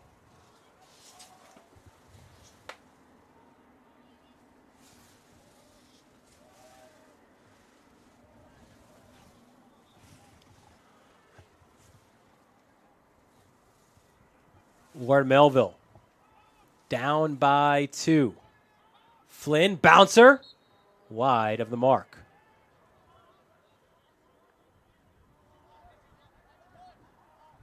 Here's Barbaro. He's got great vision. Pumps the brakes. Look out. Again, the poles for Garden City. Numerous guys. Staub gets the GB at midfield. That turnover, by the way, was Malahi, the junior. And we'll get a timeout. I think it was by Garden City. Yeah, Staub had the ball coming over the midfield line there with a pole on him. Not sure who was on him. Probably Carroll, as he has been. And Coach Fennell wanted to take a timeout. Secure possession there. But I don't think he has any left. Let's take a look at the Garden City upcoming schedule. Big one at Syosset, huh? Another non-leaguer there. That's 2 defending Nassau champions doing battle. Then they've got Calhoun. Little non-league there as well, where LaSalle and Radnor as well. And they head to Herrick's as well on the 12th. Garden City's got a great one as well. That Geico Showcase on ESPN. It's going to be out at St. Anthony's. That's back as well after the COVID break. It's Mount Sinai, Garden City. You love to see that as well.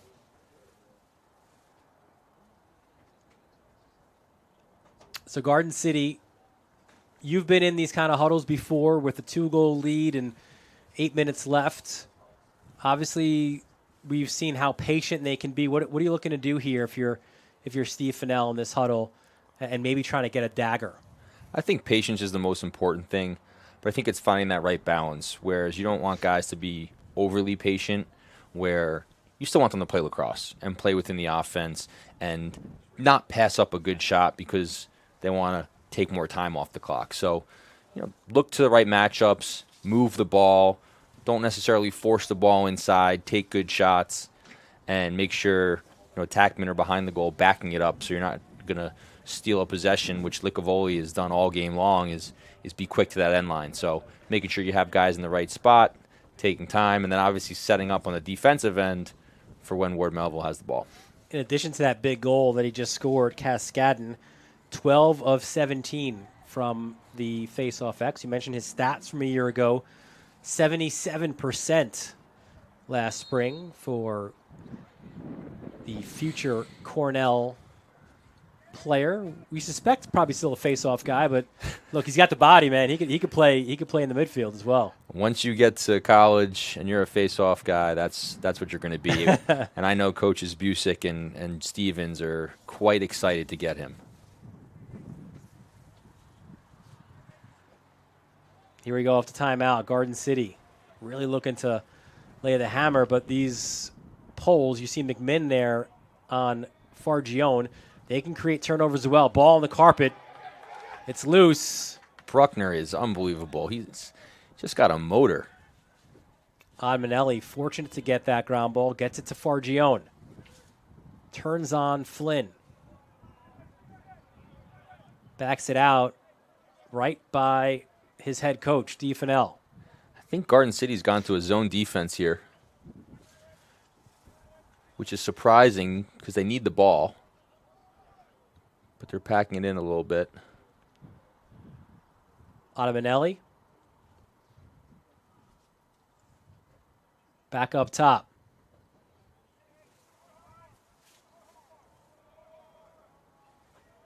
Here's Schmidt. See Carroll creeping in from the top there.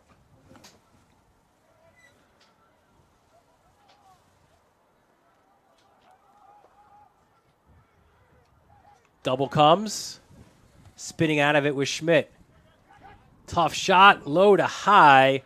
Carroll had the physicality. That was Marr with that opportunity. Backup was there, though.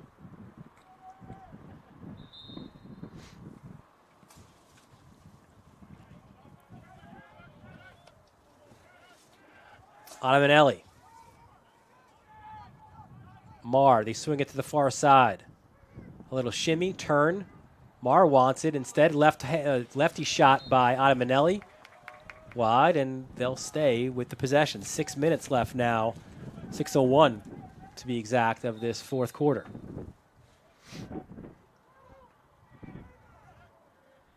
At what point, if you're Ward Melville, do you start taking chances here defensively? Pretty soon, you're going to have to. I think right about now, you're going to have to get out on hands and not just let Garden City move the ball around here and take time off the clock. Got to try and put that ball to the ground and cause a turnover. From X. Oh, what a goal! Kind of slipping in behind the defense. Looked like that was Fargione.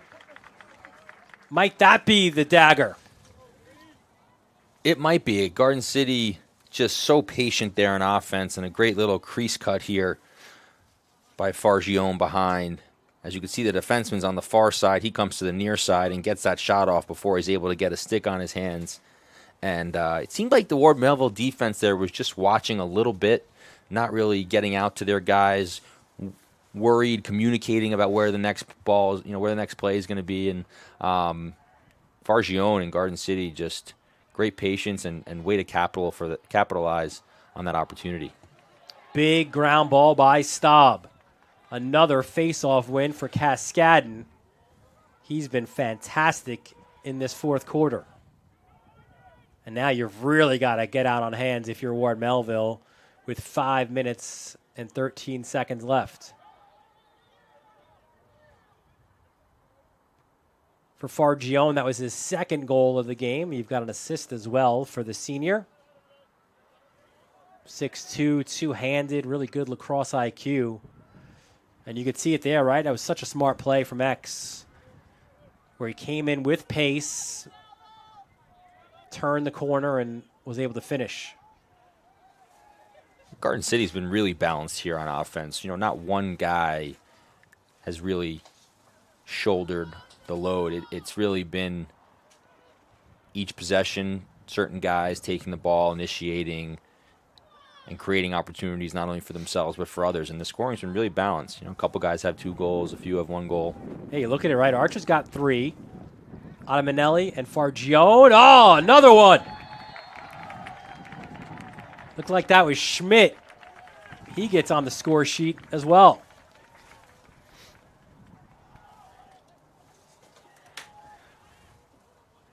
Just a great individual play here. He's got the short stick, dodges, finishes up the hash, put it at the far side. Great technique, great form. Starting to see Garden City maybe go after those Ward Melville middies who have been on the field the entire game late in this fourth quarter and extending that lead 11-7. With Cascadon at the faceoff, X might be tough for Ward Melville to get back into this one.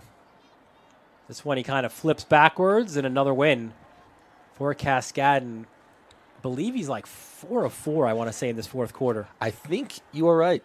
I think maybe he lost that first one, but since then, he's dialed it up just a notch. He knows when games are won, right? In the fourth, and what a fourth quarter has been as well for Garden City. We were saying, too, the balanced scoring, right? You've got 3 and 1 for Archer, 2 and 1 for Fargione and Fennell, 2 for Ottaminelli, 1 apiece for Schmidt and Cascadon. Garden City, 34 shots to this point in the game. So now 3:22 left, an 11-7 lead.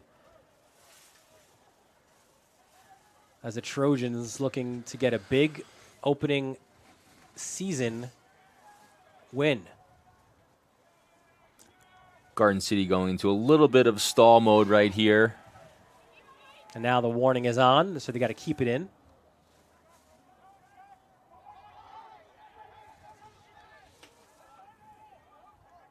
See Veliko, 28, just hunting right now, trying to get that ball. Chasing Archer around. At some point, too, you would think maybe Licavoli, we've seen how adventurous he is going forward. Maybe he gets out of the cage, right, and acts as that extra defender. He probably wants to. And, yeah, although... Well, there goes that with multiple flags down. There's maybe some frustration there. A 30-second push, it looks like, against Ward Melville. think he was just trying to force him out of balance, maybe apply some pressure, and just got him in the back. And now Garden City going man up can be very tough to get the ball from them 6-on-5. Cascadin 16 of 22 from the faceoff X. So 30-second man up, which will get you inside of 2 minutes now for Garden City. The Trojans with an 11-7 lead.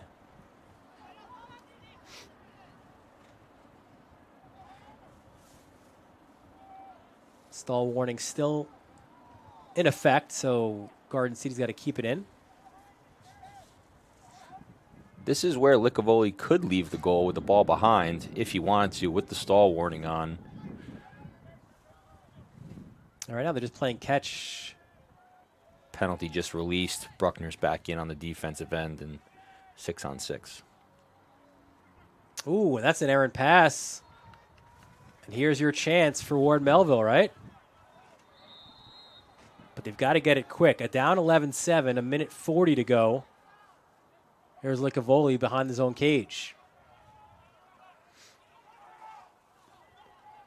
Oh, that's an errant pass, and you love the work by Ottamanelli there. First it was Fargione chasing from behind, and then Ottamanelli coming in late to deflect that ball. It will be still Ward Melville ball, but they can't really get anything kind of quickly now. No, it's the Garden City defense able to set up, and certainly going to take some more time off this clock before getting a scoring opportunity. Kind of look back, right? 8-7, early fourth quarter. That Cascadin goal was absolutely massive, right?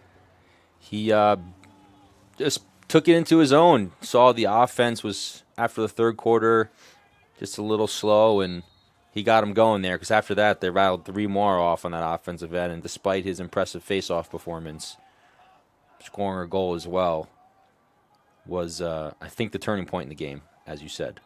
Approaching 1 minute left here in regulation time. Ward Melville needs quick offense. Easier said than done against these Garden City Poles.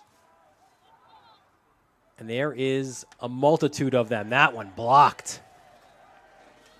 Bruckner with the shot. Great play. Great approach by Sawyer Olsen was 24. He had the block.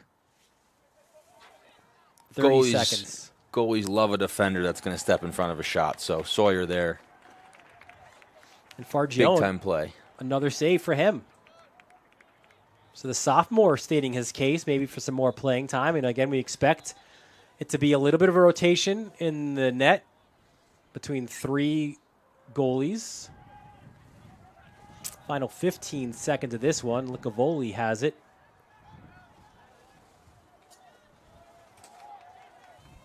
And Garden City just content to sort of just flick the ball down. A few fans thinking maybe that one might have almost found the back of the net. 3.3 seconds. It's all left but the celebrating right now, and that starts now for Garden City. Great win, great start of the year for the Trojans, and certainly an entertaining game. Yeah, it was a great game, and certainly the way Garden City wants to start their season. But when you're Ward Melville, you got out of this game what you wanted to. A great opponent in Garden City, seeing what you have on your side and what you need to work on, and can use this film to move forward this season and get better. And for Ward Melville, look, they suffer a loss, and obviously somebody was going to lose this game, right? But I think there's a lot of positive signs for the Patriots from this one as you go forward. And now, of course, they take on another national powerhouse in Chaminade on Saturday. Absolutely. Another tough game, but certainly Ward Melville, I mean, they have athletes all over the field. Their defenders are big, tall, fast, rangy. Their midfielders as well. Attack is very solid, and obviously with Licavoli in goal, who played great all game long. A lot to be happy about and a lot to be excited about moving forward. That's a great transition, partner, because we're going to go now to our breakout goaltending save of the game, and it was Zach Licavoli. And listen, he had a lot of really good saves. There was a few we had to kind of pick here, but I think we go right back to the first one, right? An incredible stop here for Licavoli. Right out of the gates here, I think it was Fennell coming out of the box, hard dodge, and he gets to about 10 yards on the run, 8 yards, and first shot he's seeing all season, save off stick side. Great start to the game, great start to the season for him. Great start for you as well here in the broadcast booth. We appreciate it. Great to be here with you. Looking forward to the next one. Can we call you rookie, right? I guess you are. I am You're a rookie again. I am a rookie.